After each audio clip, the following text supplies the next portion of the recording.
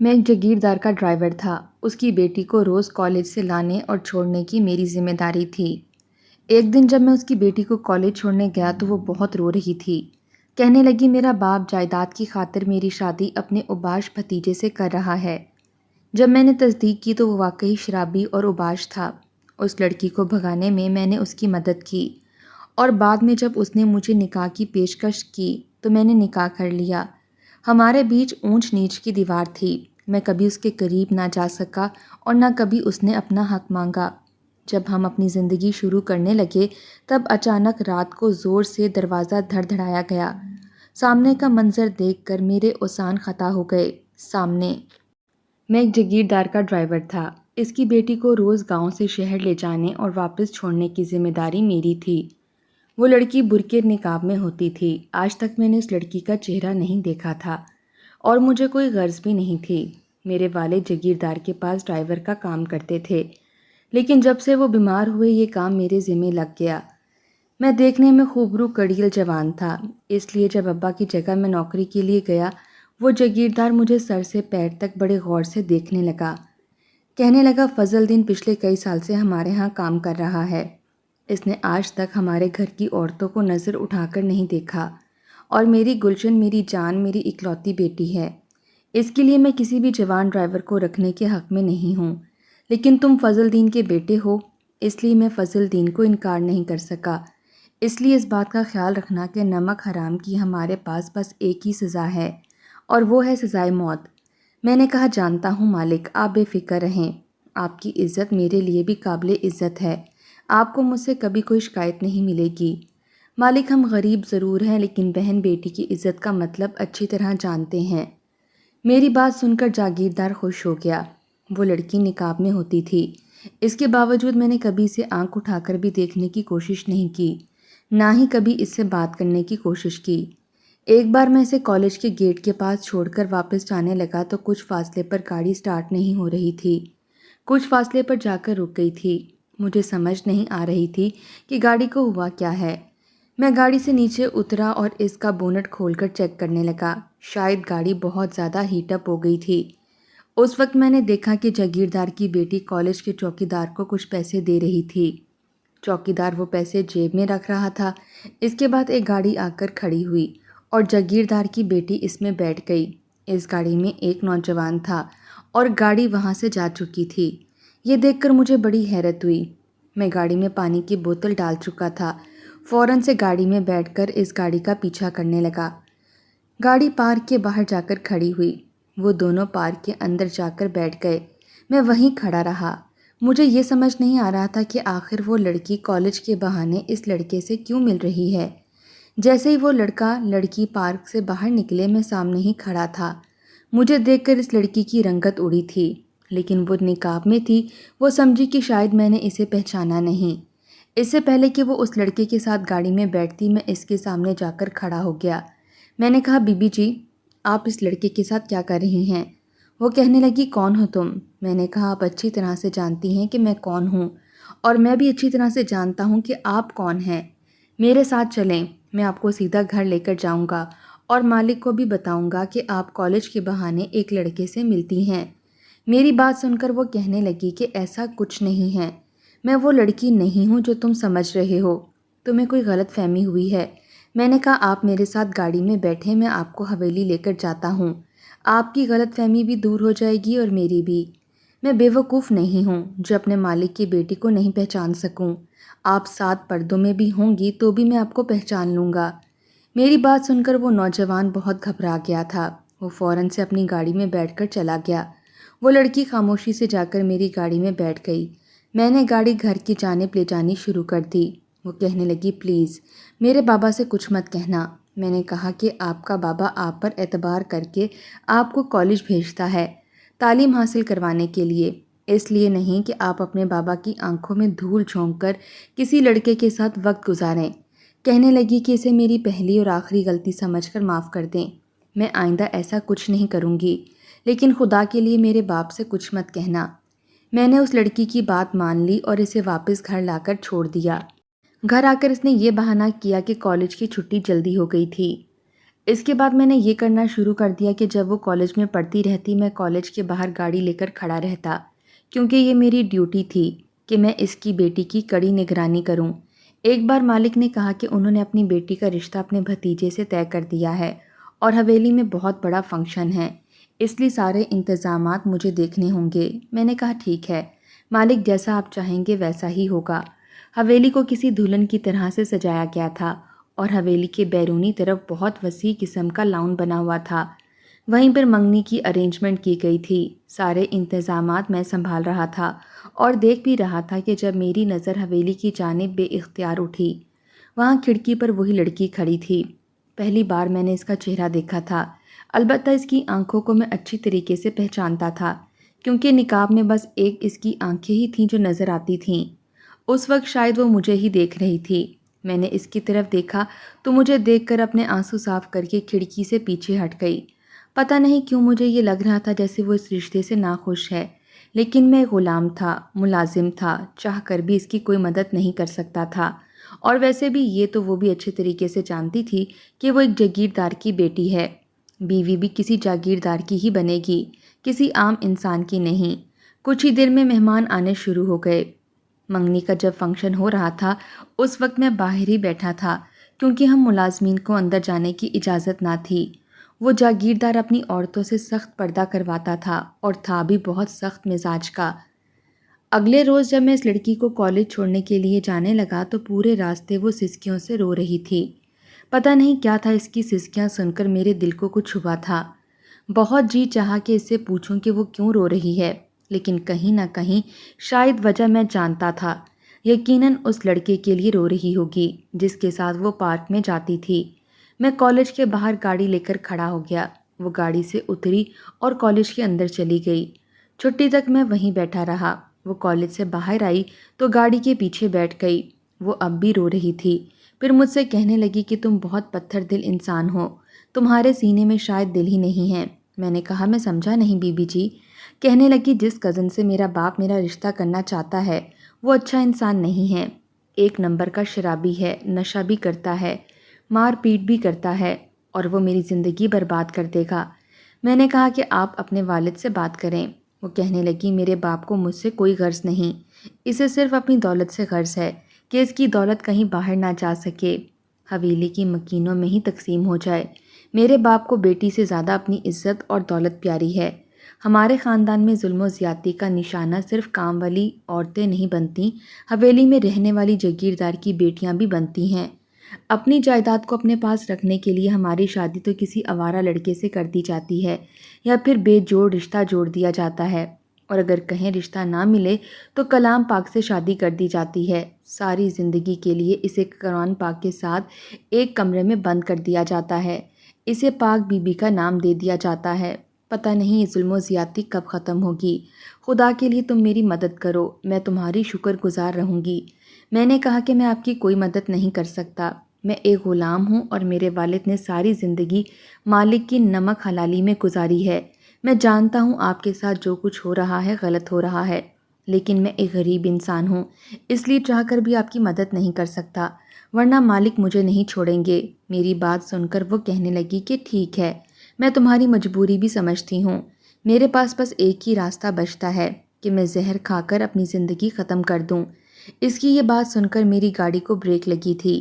میں نے پہلی بار پیچھے پلٹ کر دیکھا، وہ اپنے آنسو صاف کر رہی تھی۔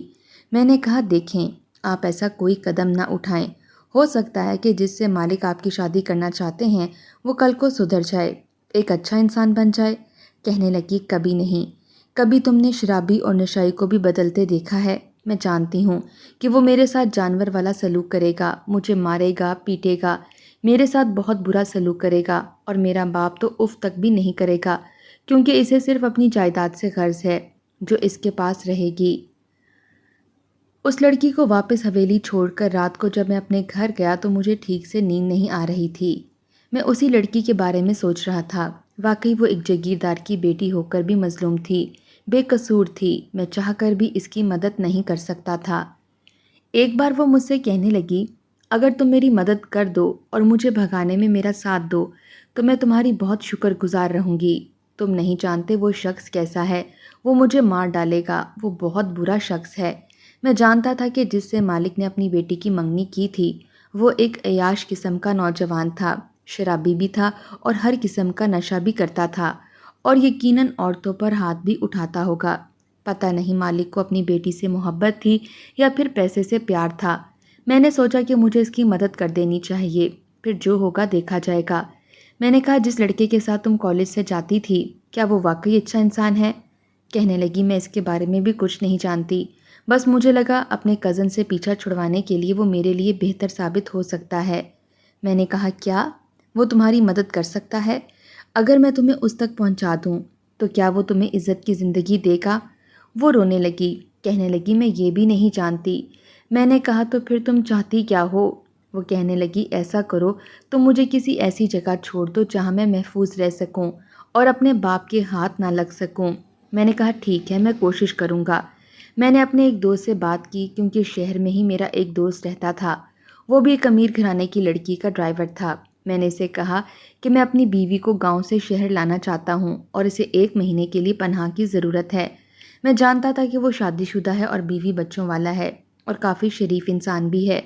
وہ 1-2 بار مجھے اپنے گھر بھی لے گیا تھا، کافی صاف ستھرا ماحول تھا۔ کہنے لگا، ٹھیک ہے۔ میں نے اپنے مالک کی بیٹی کو اپنی بیوی کہہ کر اس کے گھر چھوڑ دیا اور پھر واپس گاؤں چلا گیا۔ لیکن جب میں اسے کالج لینے گیا تو میں نے وہیں سے فون کر دیا کہ مالک، بیگم صاحبہ تو کالج میں ہے ہی نہیں، پتہ نہیں کہاں چلی گئی ہے، پورا کالج خالی ہے، میں انہی کا انتظار کر رہا ہوں۔ اس کا موبائل میں پہلے ہی پھینک چکا تھا تاکہ اس کا باپ اس تک نہ پہنچ سکے۔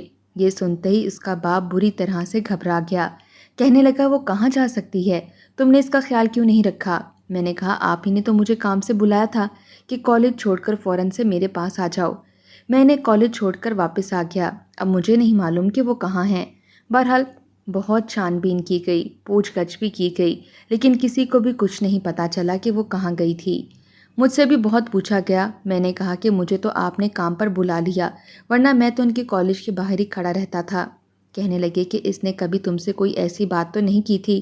میں نے کہا، مجھ سے تو انہوں نے ایسا کچھ نہیں کہا، وہ تو کوئی بات کرتی ہی نہیں تھیں۔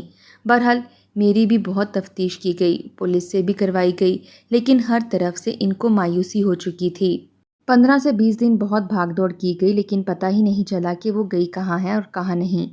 میرے بابا بھی بہت پریشان تھے، اس کے دوستوں کو بھی کسی بات کا کوئی علم نہیں تھا۔ مالک ڈھونڈ ڈھونڈ کر تھک چکے تھے، لیکن کہتے تھے کہ جیسے ہی وہ نظر آئے اسے مار دیا جائے۔ اندر سے میں بھی بہت زیادہ خوفزدہ تھا، اپنے فون سے کسی سے بات بھی نہیں کر رہا تھا کہ کہیں میرا نمبر ٹریس نہ کیا جا رہا ہو۔ 1 سے 1.5 مہینہ گزر گیا تھا، میں اب بھی مالک کی گاڑی چلاتا تھا تاکہ انہیں شک نہ ہو، لیکن پھر انہوں نے کہا کہ وہ اپنی فیملی کے ساتھ کچھ عرصے کے لیے یہاں سے جا رہے ہیں، یہاں پر بہت بدنامی ہو چکی ہے۔ مجھے کچھ دن چھٹی مل گئی تھی۔ جیسے ہی وہ لوگ بیرون ملک جانے کے لیے روانہ ہو گئے، میں اپنے دوست کے گھر آیا تو مالک کی بیٹی، جس کا نام ہینا تھا، اب بھی محفوظ تھی، میرا بہت شکریہ ادا کر رہی تھی۔ میں نے کہا کہ آپ کے سب گھر والے جا چکے ہیں، اب آپ جہاں چاہیں جا سکتی ہیں۔ وہ کہنے لگی، میں کہاں جاؤں، میں کسی کو نہیں جانتی، کسی پر بھی بھروسہ نہیں کر سکتی۔ میں نے کہا، تو پھر میں کیا کر سکتا ہوں، مالک واپس آئیں گے تو مجھے تو وہی نوکری کرنی ہے، انہی کے ہی گھر پر۔ کہنے لگی، ایسا کرو تم مجھ سے شادی کر لو۔ میں نے کہا، کیا دماغ خراب ہے آپ کا، میں آپ سے شادی کر لوں گا تو مالک مجھے چھوڑیں گے نہیں۔ وہ کہنے لگی، میں ساری زندگی پردے میں رہ لوں گی، گھونگھٹ نکال کے رہا کروں گی، کسی کو پتہ نہیں چلے گا کہ تمہاری بیوی کون ہے۔ میں نے کہا، اور اگر پتہ چل گیا تو کیا ہوگا؟ کہنے لگی، نہیں پتہ چلے گا۔ میں نے کہا، میں آپ کو کوئی بھی عیاشیہ نہیں دے سکتا۔ کہنے لگی، مجھے کچھ نہیں چاہیے، بس میں اپنے اس کزن سے شادی نہیں کرنا چاہتی تھی، اور میں جانتی ہوں کہ میرا باپ مجھ پر رحم نہیں کھائے گا۔ میں نے اسے نکاح کر لیا اور اسے اپنے گھر لے آیا۔ میری والدہ ویسے بھی حیات نہ تھیں، بس ایک والد تھے جو بہت بوڑھے تھے، بیمار رہتے تھے۔ میں نے ہینا کو ایک سیاہ رنگ لا کر دیا، میں نے کہا وہ اسے اپنے ہاتھوں اور چہرے پر مل لیا کرے تاکہ لگے کہ اس کا رنگ بہت زیادہ سیاہ اور کالا ہے، وہ بالکل بھی خوبصورت نہیں ہے، اور کوشش کرے کہ سب سے پردہ کرے۔ ویسے بھی جتنا سخت پردہ اس کے گھر میں کیا جاتا تھا، گاؤں کے مرد اور عورتوں نے بھی کبھی ان کی بہو بیٹیوں کے چہروں کو نہیں دیکھا تھا۔ وہ ہر وقت وہی سیاہی اپنے ہاتھوں اور چہرے پر مل کر رکھتی تھی۔ چند ماہ بعد مالک واپس آ چکے تھے۔ میرے والد ان دنوں بہت بیمار تھے۔ پھر میرے والد کا بھی انتقال ہو گیا۔ مالک کہنے لگے کہ مجھے اب تمہاری کوئی ضرورت نہیں ہے، میں نے ایک نیا ڈرائیور رکھ لیا ہے۔ میں نے کہا ٹھیک ہے، میں شہر جا کر نوکری ڈھونڈ لیتا ہوں۔ میں نے ہینا کو ٹوپی والا برقع لا کر دیا تاکہ دوسرے برقعے میں اس کا باپ اسے پہچان نہ لے۔ ہاتھ پاؤں اس کے ویسے بھی کالے تھے۔ میں شہر جانے سے پہلے اسے حویلی میں لے گیا۔ میں نے کہا سائیں یہ میری بیوی ہے۔ کہنے لگے اچھا تو تم نے شادی کر لی؟ میں نے کہا جی ہاں، میں اپنے شہر سے جا رہا ہوں، اس لیے سوچا کہ آپ سے ملوا کر جاؤں۔ کہنے لگے ٹھیک ہے، اگر کبھی مجھے تمہاری ضرورت ہوئی تو میں تمہیں ضرور بلاؤں گا۔ میں نے کہا جیسے آپ چاہیں۔ یہ کہہ کر میں اسے بس میں لے کر بیٹھ گیا۔ وہ بہت خوف زدہ تھی، کہنے لگی تم مجھے کیوں لے کر گئے؟ میں نے کہا اگر میں نہ لے کر جاتا تو وہ مجھ پر شک کرتے کہ پتہ نہیں میں نے کس سے شادی کی ہے۔ میں نے شہر میں بھی ایک ڈرائیور کی نوکری لے لی تھی اور ایک چھوٹا سا گھر لیا تھا۔ میرا ہینا سے صرف نکاح ہوا تھا، اب تک میرے اور اس کے بیچ میں ایسا کوئی بھی رشتہ قائم نہیں ہوا تھا، نہ کبھی اس نے اپنا حق مانگا اور نہ ہی میں نے۔ شاید ہمارے بیچ اونچ نیچ کی دیوار تھی جو کہ بری طرح سے حائل ہو چکی تھی۔ نہ اسے کھانا بنانا آتا تھا اور نہ ہی گھر کا کوئی کام آتا تھا۔ جب میں رات کو واپس آتا تو کھانا بھی مجھے بنانا پڑتا۔ آہستہ آہستہ میں اسے کھانا بنانا سکھانے لگا۔ صاف صفائی وہ جیسے تیسے کر دیتی تھی، لیکن بہت جلد رونے بھی لگتی تھی۔ پیاز کاٹتی تو انگلی کٹ جاتی تو اس کی آنکھوں سے آنسو بہنے لگتے۔ میں اسے تعصب سے دیکھنے لگتا، پھر اس کے ہاتھ سے چھری اور پیاز لے کر خود کاٹ دیتا۔ 3 مہینے لگے تھے مگر وہ گزارے والا کھانا پکانے لگی تھی۔ روٹیاں اس کی اب بھی ٹیڑھی میڑھی ہی ہوتی تھیں، لیکن کھائی جا سکتی تھیں۔ میری طرف سے سب کا دھیان ہٹ چکا تھا، اس لیے میری توجہ میرے گھر کی طرف تھی۔ میں حیران تھا کہ وہ اتنی امیر ہونے کے باوجود کیسے سب کچھ سیکھ گئی تھی۔ اکثر لائٹ بند ہوتی تو ہم دونوں صحن میں بیٹھ کر باتیں کرنے لگتے۔ وہ کہنے لگی کہ تم بہت اچھے انسان ہو، تم نے میری جان بچائی۔ میں نے کہا کہ میں نہیں جانتا کہ کیوں، لیکن گاؤں میں چاہے عام عورت ہو یا پھر جاگیردار کے گھر کی عورت، اس کے ساتھ ظلم و ستم ضرور ہوتا ہے۔ یہ جو پیسے کی خاطر لڑکیوں کو گائیں اور بیل سمجھ کر بیاہ دیا جاتا ہے، جو کہ سراسر ظلم ہے اور زیادتی ہے۔ وہ کہنے لگی ایسا ہی ہوتا ہے۔ میں نے کہا کہ تم نے آگے کے بارے میں کیا سوچا ہے؟ کہنے لگی کیا سوچوں؟ میں نے کہا جب تمہیں کوئی لڑکا پسند نہیں ہے تو تم زندگی کیسے گزارو گی؟ کہنے لگی تمہارے ساتھ گزاروں گی۔ یہ سن کر میں خاموش ہو گیا۔ میں نے کہا ایسے جیسے ہم گزار رہے ہیں۔ میری بات سن کر وہ نظریں چرا گئی، کہنے لگی نہیں، ویسے ہی جیسے سب گزارتے ہیں۔ میں نے کہا لیکن میں تو بہت غریب ہوں۔ کہنے لگی تو کیا ہوا، تم انسان تو ہو، مجھ سے جانور جیسا سلوک تو نہیں کرو گے؟ میں نے کہا نہیں، میں تو تمہیں پلکوں پر بٹھا کر رکھوں گا، ہاں مالی تنگی دے سکتا ہوں، لیکن کبھی تمہارے ساتھ بدسلوکی نہیں کروں گا۔ کہنے لگی کوئی بات نہیں، ہم مل کر گزارا کر لیں گے۔ کبھی چٹنی سے کبھی پیاز سے روٹی کھانا آسان ہے، پر تھپڑ کھانا بہت مشکل ہے۔ میں نے سوچا جب لڑکی کو کوئی اعتراض نہیں اور میرے ساتھ زندگی گزارنا چاہتی ہے تو مجھے بھی زندگی کی ابتدا کر لینی چاہیے۔ میں نے کہا ایسا کرو رات کو تیار ہو جانا۔ میری بات سن کر وہ شرمانے لگی، لیکن اسی رات جب میں اس کے کمرے میں گیا، باہر کا دروازہ بڑی زور سے دھڑ دھڑایا گیا تھا۔ میں نے کہا تم بیٹھو میں دیکھتا ہوں۔ جب میں نے دیکھا تو باہر چودھری کے لوگ تھے۔ میرا گریبان پکڑ لیا، کہنے لگے ہمیں پہلے ہی تم پر شک تھا، ہم کب سے تمہاری تلاش میں لگے ہوئے تھے اور آج ہم نے تمہیں دیکھ ہی لیا۔ وہ گھر کے اندر گھس گئے، مجھے مارنے لگے، میں بھی انہیں مار رہا تھا۔ شور کی آواز سن کر ہینا باہر آ گئی۔ چودھری کے ملازم اسے پکڑ کر اپنے ساتھ لے جانے لگے، لیکن میں نے ان کے ہاتھ سے بندوق چھین کر ان کے پاؤں پر گولیاں مار دیں۔ سب کے سب زخمی ہو گئے اور میں ہینا کا ہاتھ پکڑ کر اسے باہر لے گیا۔ میں نے ان سب کے پاؤں کو زخمی کر دیا تھا۔ میں جانتا تھا کہ کوئی بھی ہمارے پیچھے نہیں آ سکتا۔ وہیں سے میں نے اسٹیشن کے لیے رکشہ پکڑا اور لاہور کی ٹکٹ کروا لی۔ ہم نہیں جانتے تھے کہ ہمارے ساتھ کیا ہونا ہے، لیکن میں اس شہر سے بہت دور جانا چاہتا تھا۔ ہینا کو لے کر لاہور آ گیا۔ میں نے پھر ڈرائیونگ کی نوکری لے لی اور ایک گھر کرائے پر لیا تھا اور اپنی زندگی کی ابتدا بھی شروع کر دی تھی۔ آہستہ آہستہ میرے مالک کا اعتماد مجھ پر بڑھنے لگا۔ انہوں نے میری تنخواہ بڑھا دی تھی۔ ہینا میرے ساتھ بہت خوش تھی، کیونکہ عورت کو محبت کے ساتھ ساتھ عزت کی ضرورت ہوتی ہے۔ اکثر مجھ سے کہتی کہ میں ہمیشہ مرد کی مار سے ڈرتی تھی، کیونکہ میرا باپ میری ماں کو ذرا ذرا سی بات پر بہت مارتا تھا اور میں بچپن سے یہی دیکھتی آ رہی تھی۔ ہمارے گھر میں عورت پر ہاتھ اٹھانا معیوب نہیں بلکہ مردانگی کی نشانی سمجھا جاتا تھا اور مجھے بہت خوف آتا تھا۔ میرا وہ کزن بھی ایسا ہی تھا، شرابی عیاش قسم کا۔ گاؤں کی جو لڑکی سے پسند آتی وہ اسے چھوڑتا نہیں تھا، اس کی عزت کو برباد کر دیتا تھا۔ پہلی بار میں نے تمہاری آنکھوں میں شرافت دیکھی تھی۔ میں نے آج تک تمہیں آنکھ اٹھا کر خود کو دیکھتے ہوئے نہیں دیکھا تھا۔ تم نظریں جھکائے بس اپنے کام سے کام رکھتے تھے، لیکن میں جانتی تھی کہ تم میرے باپ کے وفادار ہو، کبھی بھی غداری کے بارے میں نہیں سوچو گے۔ اور پھر میری ایک دوست کا بھائی مجھے پسند کرنے لگا۔ میں گھر سے رائے فرار چاہتی تھی، اس لیے سوچا کہ شاید وہ مجھے پروٹیکٹ کر سکتا ہے۔ میں نے اپنی دوست سے کہا کہ مجھے بھی اس کا بھائی اچھا لگتا ہے۔ پھر وہ لڑکا مجھ سے ملاقاتیں کرنے کے لیے اصرار کرنے لگا، لیکن جب تم نے مجھے اس کے ساتھ پارک میں دیکھا تب میں نے اسے اپنے خاندان کی ساری حقیقت بتائی تو وہ صاف مکر گیا۔ کہنے لگا تمہارا باپ جاگیردار ہے، وہ تو مجھے مار ڈالے گا، اور مجھے اپنی زندگی بہت عزیز ہے، میں ذرا سی محبت کی خاطر اپنی جان نہیں دے سکتا۔ اس دن مجھے لگا تھا کہ میرے لیے بچاؤ کا اور کوئی راستہ بچا ہی نہیں ہے، اس لیے میں نے تمہاری منت سماجت کی۔ میں اس سے محبت بھی کرتا تھا اور اسے عزت اور احترام بھی دیتا تھا۔ وہ بھی مجھے بہت عزت دیتی تھی، میرا بہت خیال رکھتی تھی، اب تو بہت اچھا کھانا پکانے بھی لگ گئی تھی۔ اسے دیکھ کر کوئی کہہ نہیں سکتا تھا کہ وہ کسی جاگیردار کی بیٹی ہے۔ میرے لائے ہوئے سادے سے سوٹ کو وہ بہت خوش ہو کر پہنتی تھی، سادی سی چوڑیاں اپنی کلائی میں پہن کر بہت خوش ہوتی تھی، کہتی تھی میرے لیے سونے کے زیورات سے بڑھ کر ہیں۔ ہماری شادی کو کافی سال گزر گئے، بات بہت پرانی ہو گئی، لیکن آج بھی جب بھی میں اس کے لیے کانچ کی چوڑیاں لاتا ہوں تو اس کے چہرے پر ایک دل فریب سی مسکراہٹ ہوتی ہے۔ ہماری 2 بیٹیاں ہیں اور ایک بیٹا ہے۔ میرا مالک مجھے اچھی تنخواہ دیتا ہے کیونکہ میں ایمانداری سے اور وفاداری سے کام کرتا ہوں۔ میں نے اپنے بچوں کو اچھے اسکول میں داخل کروایا اور میری بیوی بھی ٹیوشن پڑھاتی ہے، اخراجات میں میری مدد بھی کر دیتی ہے۔ ہم دونوں خوش اس لیے ہیں کیونکہ ہمارے درمیان عزت اور محبت دونوں ہیں۔